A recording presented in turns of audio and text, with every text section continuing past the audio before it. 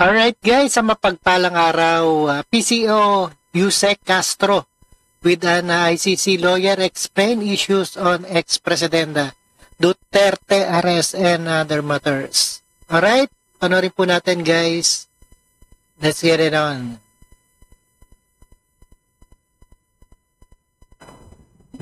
First question, Pia Gutierrez, ABS-CBN.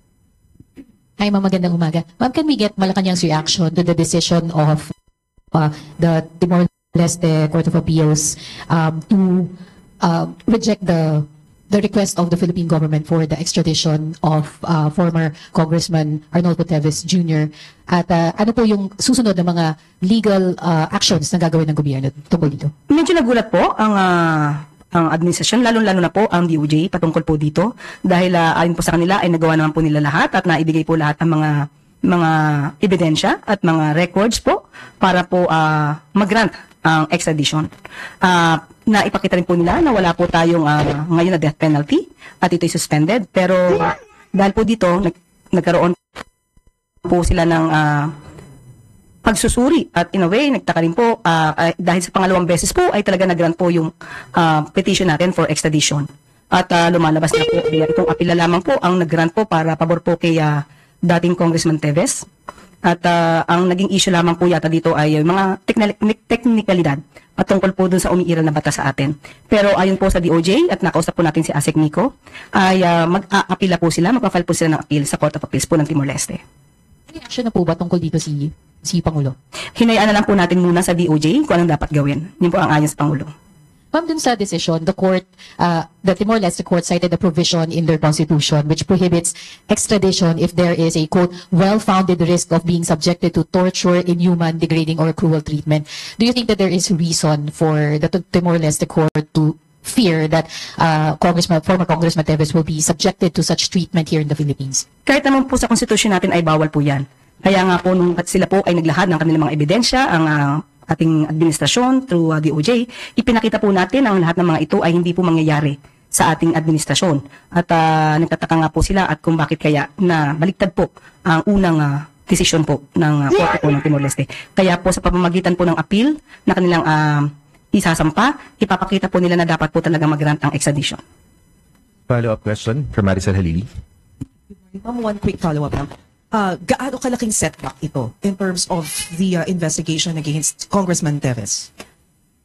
Malaki po ang magiging impact po nito considering na may mga di umanong biktima na nag-complain naman laban po kay dating Congressman Teves. So kaya po hanggat makakaya ng administrasyon, ilalaban po rin natin ito para po sa hustisya sa mga di umanong biktima. Jean Mangalus, Philstar. Good morning. Justice Secretary Remulla admitted that the justice system in the Philippines failed the EJK victims and that cases are very hard to pursue here. So are we still capable of pursuing drug war cases beyond former President Duterte? How are we looking for accountability for other drug war suspects? Sa ngayon po, hindi po tayo tumitigil na magbigay ng hustisya, hindi rin po natin tinitigilan ng paglaban sa mga iligal na droga. Kakayanin po natin to at hindi po tayo magsasawalang bahala po patungkol dito. Quick follow-up. Are we taking specific steps to address the supposed systematic lapses in the justice system? Ngayon po, nakikita po natin kung paano po magtrabaho ang administrasyon. Nagkataon naman po siguro kaya nagkaroon po ng kaso sa ICC dahil gumagana naman po ang hustisya sa ibang tao. Nagkataon lamang po siguro na yung hustisya na dapat na makamit dahil sa pangyayari sa war on drugs ay hindi nakamit sa panahon ni dating Pangulong Duterte. Pero how will we pursue justice in the Marcos administration? Kung meron po mga nag-file na complaint at kumpleto naman po ang ebidensya at mapapakita po na dapat pong iakyat ang mga kasong ito sa korte, yan po ang gagawin ng DOJ. Ann Soberano, Bomboracho. Yusek, good morning. Reaction lang din from the palace. Former presidential spokesperson Harry Roque said that he's no longer in The Hague at pinoformalize na lang daw po niya ngayon ang kanyang asylum process. Reaction po. Siguro po mas maganda po talaga since hindi naman po siya parte ng legal team ni dating Pangulong Duterte. Hindi po ba yan ang kanyang dahilan kung bakit hindi siya uuwi? Mas maganda pong umuwi muna siya dito at patunayan niya po talaga na siya po ay walang kasalanan. Sabi nga po natin, siya mismo po ang nag-amin, siya po mismo, galing sa kanyang bibig, ang mga kwento ang mga dokumentong kanyang sinabi sa Quadcom hearing. Hindi po ba mas maganda na siya rin po ang mag-present nito para mapatunayan niyang siya ay malinis? Ma'am, since wala pa pong kaso laban kay Attorney Roque and wala na po siya sa The Hague, nagtatago na po siya ngayon, ano na lang po pwedeng gawin ng gobyerno? I-monitor po ba siya or makipag-coordinate kayo sa Interpol sa whereabouts niya? Hanggat wala po kasing kaso at hindi siya maituturing na fugitive, hindi naman po natin mahihiling sa Interpol na magkaroon ng red notice, most probably blue notice. Pero isasangguni po muna natin sa DOJ kung ano po yung susunod nilang hakbang. Thank you, ma'am. Maricar Sargan, Brigada FM. Good morning po, Yusek. May lumabas po na report na di umano nag-file daw po o nag-request ng asylum si former President Rodrigo Duterte sa China. Pero na-deny, may information po ba yung palas dito? Ano po yung nakarating sa inyo? Wala po kami ganung impormasyon na natanggap. Hindi po yun ang mga lumalabas na info na dumarating sa palasyo. Ano po yung nakarating, ma'am? Napauwi siya mula sa Hong Kong. So wala po nakarating about asylum? Walang nakarating sa amin. Okay, thank you po. Follow-up question.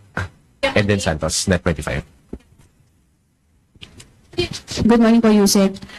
Sa hearing po kahapon ng Committee ni Senator Amy Marcos ay dininay na ni Secretary Remulla na hindi po si PBBM, hindi rin po si Secretary Gibo at si Secretary Anyo yung sinasabing mastermind ng pag-aresto po kay dating Pangulong Rodrigo Duterte.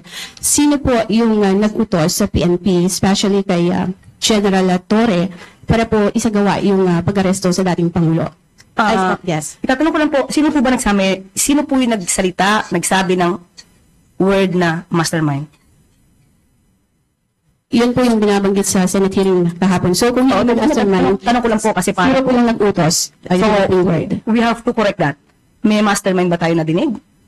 Kasi for us, it's medyo negative yung dating. Sino po yung nag-utos kung hindi po mastermind? Unang-una po, nagpapasalamat po tayo na nagkaroon po ng Senate hearing patungkol dito. Mas naliwanagan ang tao, ang taong bayan, kung ano ba ang nangyari. Napaliwanag po kung ano yung batas at kung ano lang yung ginawang batas. Kaya maraming salamat sa pagkakaroon po ng Senate hearing na ito. Kung sino po ang nag-utos, wala po tayong personal knowledge dyan. Kung ano po ang napag-usapan, wala pa rin po tayong personal knowledge dyan. Kung naganap na po, ang dapat na naganap, yan po ay naaayon naman po sa batas. So, ibig sabihin po, sariling decision po ni General Torre yung lahat ng nangyaring pag-aresto, pagsundo sa NAIA, sa dating Pangulo at sa kanilang grupo. Wala po akong sinabing ganyan. Ang sinabi po lang naman natin, wala po tayong personal knowledge kung ano po ang napag-usapan nila.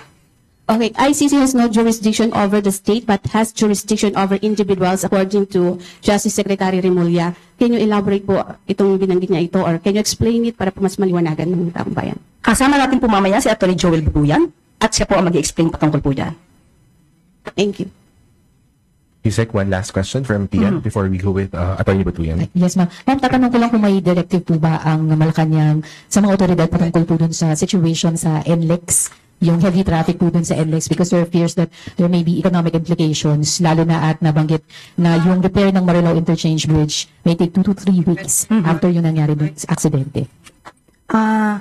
Tatanungin po muna natin na sa pinaka-head po ng ahensya dahil as of the moment wala po tayong impormasyon patungkol po dyan. Pero ibibigay po namin ang agarang kasagutan kapag po nakausap na po natin.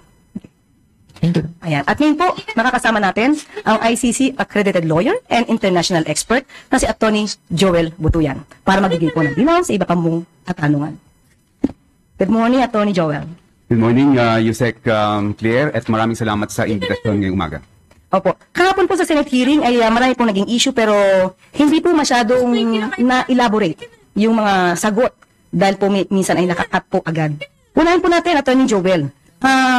Sinasabi po na mukhang labag ang ginawa sa pag-surrender kay dating Pangulong Duterte nang walang court order. Maaari niyo po bang i-explain dahil ang sinasabi po ni SOJ Boying Remulla ay nasa batas naman po ng RA 9851 na pwedeng i-surrender sa international court. Pakiliwanag nga po yan, Atty. Butuyan. Yusek Claire, dalawang basihan yung validity ng implementation ng warrant of arrest, no? Unang-una nandiyan yung Republic Act 9851, which is actually a mirror image of the Rome Statute. Ito yung ICC. And nakasaad dun sa may Article 17 ng RA 9851 na kapag may warrant of arrest na initial ng international court, merong option ang Pilipinas na i-surrender directly to the international court yung suspect. No? Isa yon. Pangalawa, yung Article 59 ng Rome Statute. nakalagay doon na kapag inaresto yung isang tao sa Pilipinas, no, halimbawa, ang procedure ay pwedeng idaan sa competent judicial authority, at meron lang very basic na pwedeng tanungin yung competent judicial authority. Wala na siyang jurisdiction para questionin pa yung validity ng warrant of arrest, nakalagay doon sa Article 59 mismo.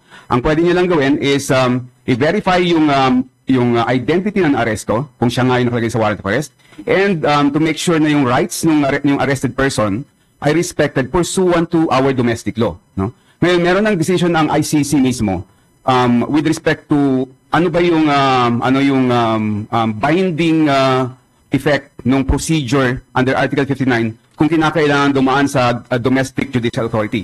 Sabi ng ICC sa Ongwen case noong 2015 na there is no duty on the arresting country to follow the procedure no, under Article 59. So hindi kinakailangan dumaan sa domestic judicial authority for as long as yung substance ng Article 59 is complied with, which is what yung identity ng accused, saka kung respected yung rights ng accused. Anong nangyari nung pag-aresto kay former President Duterte? Binasahan siya ng Miranda rights niya, no? So that's pursuant to our domestic law on arrest. And then meron siyang abogado doon. Hindi lang isa, dalawa, no? So yung substance ng Article 59 were actually complied with. So talagang both under our local law and under the ICC statute complied with valid yung implementation ng warrant of arrest, Yusek. Ibig sabihin natin, ni Butuyan, kahit hindi po tayo miyembro dito sa ICC, at ang ginamit natin primarily ay ang ating batas ng RA 9851, kung itatanungin pa rin nila kung may substantial compliance tayo dito sa Article 59 ng Rome Statute, ibig sabihin, nakapag-comply tayo, although hindi yun yung ginamit natin na batas, kundi yung RA 9851, ganun po ba yun? Tama yun, Yusek Claire, no? We fully complied with our domestic law dahil nga merong discretion yung Philippine government to directly surrender the suspect to the international court. Okay, so hindi po kailangan na ng court order, katulad ng sinabi niyo po. Sa batas po natin, hindi na kailangan ng court order. Meron po, siguro nadinig niyo po sa hearing kahapon, sinasabi po ni VP Sara na ito daw ay maliwanag na warrantless arrest dahil daw ang warrant of arrest ay dapat daw nagmumula sa local courts ng Pilipinas. Ano po masasabi niyo po doon? Meron hong warrant of arrest, and it was issued by an international court na naging miyembro tayo, no? So hindi ho totoong warrantless arrest ito dahil talagang merong warrant covering the arrest of the former president. Kaya ini-issue rin po na sabi po ni Senator Aini dahil ang una yatang pinakita ay i-warrant. Ano po masasabi nyo sa batas po natin patungkol dito sa i-warrant of arrest? Yusek Claire, sa batas mismo natin, hindi kailangang ipakita yung physical warrant of arrest at the time of the arrest, no? For as long as there exists the warrant of arrest, no? Pwede mag-arresto. In fact, pwede na sa atin yung i-warrant na sinasabi dun sa may revision ng ating rules of court, no? Even sa ICC mismo, hindi kailangan ipakita yung physical warrant of arrest dahil po pwedeng i-warrant din yan. In fact, yung proceedings ng ICC, yung kanilang trial lahat, paperless na yan. Talagang, lahat, talagang e-documents lahat yung ginagawa doon. Pero kung napanood niyo po yung hearing kahapon, may pinakita po kasing video na sinasabi ni dating Pangulong Duterte na kasi may pinapakita sa kanya na warrant of arrest. Parang sinabi niya na, bakit niyo ipapakita sa akin yung papel na yan? So it means meron din physical copy ng warrant of arrest na pinakita sa kanya? Tingin ko, yung e-warrant na yun, ipinakita sa kanya, and valid ho yung ganung klase procedure. Valid po yun. Apo. At ito pa po, attorney, sinabi po nila na ni VP Sara, lumalabas daw kung ito ay extra rendition lamang. Ano po masasabi niya doon? Yung extra rendition ay yung pag-aresto ng parang isang terorista na isusurrender sa isang country, no? Sa ibang country, hindi sa international court, no? Dito doon walang warrant of arrest yun, yung extra rendition. Ito meron hong warrant of arrest issued by an international court, and hindi ito country to country, so hindi ho extra rendition yung nangyari dito. At isa pa po, pinag-uusapan din po yung diffusion at saka po yung red notice. Ang sabi po kasi, ang natanggap po nila ay yung wanted person diffusion. So, ano po sa tingin niyo po, nakapag-comply po dahil hindi daw po red notice ang natanggap? Ano po yung nasasabi niyo po doon? Alright guys, ayan na, subaybayan po natin yan. Ang reaction video ni Rod Trip, at ito ay isang ICC lawyer explain sa kanyang ex-President Duterte arrest and matters. Alright? Actually is just an international coordinating organization. No? Hindi siya talagang yung may power to really have a warrant effected. No? Siya lang yung nag-coordinate na para may bigay yung warrant of arrest na galing sa either isang country or isang international court and idadaan papunta dun sa may country na may custody ng suspect. No? So whether it's diffusion or red notice yan, it doesn't matter kasi talagang kung yung red notice, pinibigay yan shotgun sa lahat ng mga members ng Interpol. No? Yung diffusion, usually country to country yan. No? Pero regardless of the terminology, coordinating agency lang, organization lang yung Interpol. Ang mahalaga is valid warrant of arrest yung binigay ng Interpol sa atin, no? Regardless of how it gave it to us. So in other words, Attorney Butuyan, kapag wanted person diffusion at may nakalagay doon ng papatulong para arrestuin, kailangan pa rin po makipag-coordinate ang gobyerno natin sa Interpol? Pwede hong kailangan may pag-coordinate dahil member tayo ng Interpol, no? Pero kagaya nga ho na sinabi ko, kung sinerve yan sa atin ng Interpol, ibig sabihin valid yung warrant of arrest na yan, no? And meron talaga tayong obligation na i-implement yung warrant of arrest na yan. Kailan din po kasi ni Senator Amy, kapag daw po hindi tayo nakipag-coordinate sa Interpol, ano po yung maaaring maging consequence nito? Pwede hong sa susunod na sila naman yung may kailangan, hindi naman tayo po pagbibigyan, no, ng Interpol kung sakaling meron tayong request for extradition halimbawa or implementation of a warrant ng ibang halimbawa ng citizen natin or any foreigner who commits a crime in the Philippines, and we request for the custody of that suspect or that accused, pwede tayong hindi pagbigyan because we violated our commitment sa Interpol. Meron pa po kayong nais na idagdag, yung panghuling salita patungkol po dito sa silbi ng warrant of arrest at pag-surrender kay dating Pangulong Duterte sa ICC? Nakita naman natin yung pag-serve ng warrant of arrest, no? Naka-video nga lahat yung mga pangyayari. And kung ikukumpara natin yung pag-serve ng warrant of arrest kay former President Duterte sa pag-serve ng warrant of arrest sa ordinary suspect or criminal sa Pilipinas, sobrang nakakalamang si former President Duterte. In fact, ang daming privileges that were extended to him, no, over and beyond what is required by law. So, sa substance, walang na-violate and valid yung implementation ng warrant of arrest. Okay, maraming salamat, Atty. Butuyan. Salamat din. At dito na naman po nagtatapos ang ating briefing. Maraming salamat, Malacanang Press. Alright guys, napakinggan at napanood po natin ang briefing ni PCO Yusek Castro.